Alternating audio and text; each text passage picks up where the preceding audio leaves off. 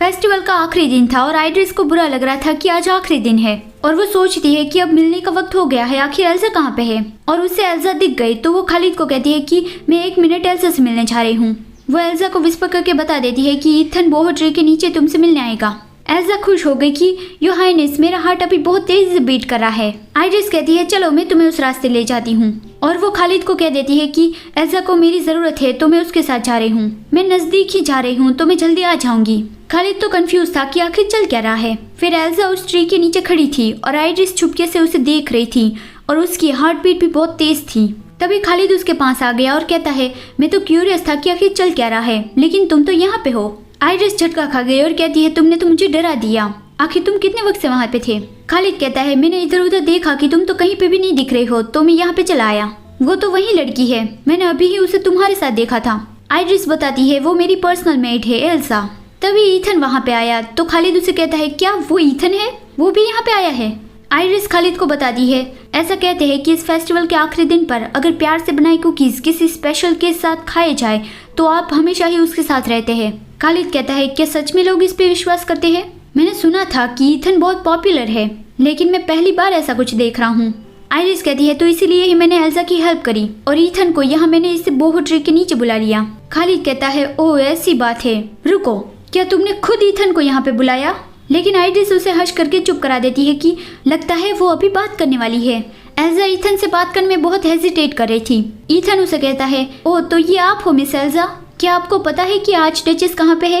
Elsa कहती है मैंने ही उसे कहा था कि वो आपको यहाँ पे बुलाए, मुझे आपको कुछ बताना है सर ईथन। और वो बताती है हम सर्वेंट को हमेशा ही काइंडली ट्रीट करने के लिए थैंक यू सो मच। लेकिन वो उसे ये नहीं बताना चाहती थी कि मैंने यहाँ से शुरुआत क्यों की। ईथन हंसता हुआ कहता है नहीं कोई बात नहीं, ये तो मेरी जॉब है। एल्सा उसे कुकीज भी ऑफर करती है कि मैंने आपके लिए ये कुकीज भी बनाए हैं, ये दिखाने के लिए कि मैं आपके लिए क्या फील करती हूँ, प्लीज इसे एक्सेप्ट कर लीजिए। एल्सा की हार्ट बीट बहुत तेज थी। ईथन ये समझ गया था और हंसता हुआ कहता है थैंक यू मिस एल्सा। लेकिन सुनकर एल्सा फ्लिंच हो गई। ईथन कहता है मैं कलीस और आर्च ड्यूक के लिए काम करने वाला एक सेक्रेटरी हूँ, मैं आपकी फीलिंग को अप्रिशिएट करता हूँ लेकिन मुझे मेरे काम पे फोकस लगाने की जरूरत है। मुझे उम्मीद है कि आप मेरे लिए जो फीलिंग रखती है उस फीलिंग को ट्रूली डिजर्व करने वाला आपकी लाइफ में जरूर आ जाएगा। आप सच में बहुत ज्यादा काइंड हार्टेड वुमन है तो मुझे पक्का यकीन है कि आपको मुझसे बेहतर कोई मिल जाएगा। तो अब मैं चलता हूँ। ये देखकर आइरिस उदास हो गई। खालिद कहता है वो सच में उसको समझ ही नहीं पाया। आइरिस एल्सा को कंसोल करने की ट्राई कर रही थी लेकिन एल्सा को तो उससे कोई फर्क पड़ा ही नहीं था। वो कहती है जब उसने मुझे रिजेक्ट किया तब भी वो कितने काइंड थे, जितना मैंने सोचा था उससे ज्यादा वो अमेजिंग है। ये सुनकर आइरिस और खालिद का मुंह खुला का खुला रह गया। एल्सा को इससे कोई फर्क नहीं पड़ा था तो ये जानकर आइरिस को अच्छा लगा। फिर एल्सा को याद आ गया और वो आइरिस को इशारे करके कुकीज के बारे में बताने लगी। और फिर आइरिस खालिद के पास जाती है और उसे कहती है मुझे भी तुम्हें कुछ देना है। वो खालिद को कुकीज ऑफर करती है और कहती है मैंने मेरा बेस्ट दिया, आई होप तुम्हें अच्छा लगे।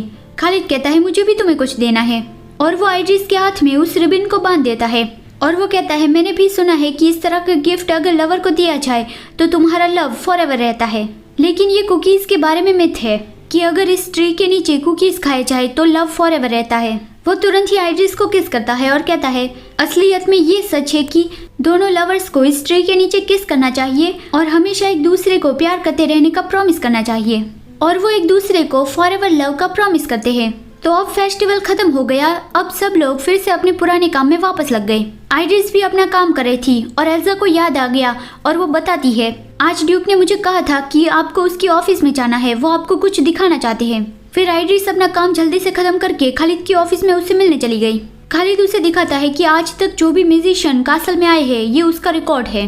खालिद ने दूसरे टॉल म्यूजिशियन की भी लिस्ट बनाई थी जो हिप्नोटाइज कर सकते हैं। आइरिस उसकी तारीफ करती है कि तुमने इतने कम समय में इतना कुछ इकट्ठा कर लिया, तुम तो इनक्रेडिबल हो खालिद। उन दोनों को अब इस लिस्ट में सभी फैमिलीज के बारे में इन्वेस्टिगेट करना पड़ेगा क्योंकि म्यूजिशियन की फैमिली को उसकी नेक्स्ट जनरेशन को भी मैजिक सिखाया जाता है। इस तरह से उसकी पूरी फैमिली की जांच होनी चाहिए। फिर आइरिस पूछती है क्या तुम्हारा काम खत्म हो गया है? खालिद कहता है मैं ये मानना तो नहीं चाहता हूँ लेकिन अब भी बहुत ज्यादा काम बचा है। आइरिस कहती है तो मैं अकेली ही इन्वेस्टिगेट करूंगी, मेरा काम ऑलरेडी खत्म हो गया है। और वो पूछती है कि क्या लाइब्रेरी में मैजिशियंस और उसकी फैमिली के बारे में बुक है? खालिद कहता है हाँ लाइब्रेरी में होगी। तो फिर आइरिस उसे बाय कह के लाइब्रेरी में चली गई। आइरिस लाइब्रेरी में जाके खालिद ने उसे जो लिस्ट दी थी उस मैजिशियन के बारे में देख रही थी, लेकिन काफी कुछ देखने के बाद उसे पता नहीं चला। फिर उसने एक बुक देखी जिसमें हिप्नोटिक मैजिक के बारे में लिखा था। उस बुक में से उसे पता चला कि एक ग्रेट हिप्नोसिस म्यूजिशियन थी, एग्नेस वॉन नाइन। वो कलीस की एक लेजेंड मैजिशियन थी।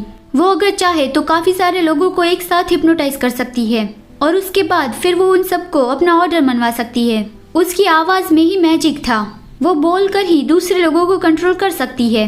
तो आइरिस को पता चल गया कि जो ब्लैक क्लॉक वाला आदमी था, उस आदमी की और इस औरत की पावर एक जैसी ही है। वो ये तय करती है कि उसकी फैमिली में से मुझे किसी को मिलना पड़ेगा। वो तुरंत ही खालिद के ऑफिस में जाकर उसे बताती है कि हमें जरूर ही इससे मिलना पड़ेगा। खालिद कहता है हाँ, मैं अभी ही मैसेज भिजवा के उसकी फैमिली से किसी को बुलवाता हूँ। आइरिस खालिद को शुक्रिया अदा करती है। फिर वो दोनों काफी देर एक दूसरे की ओर देखते ही रहे।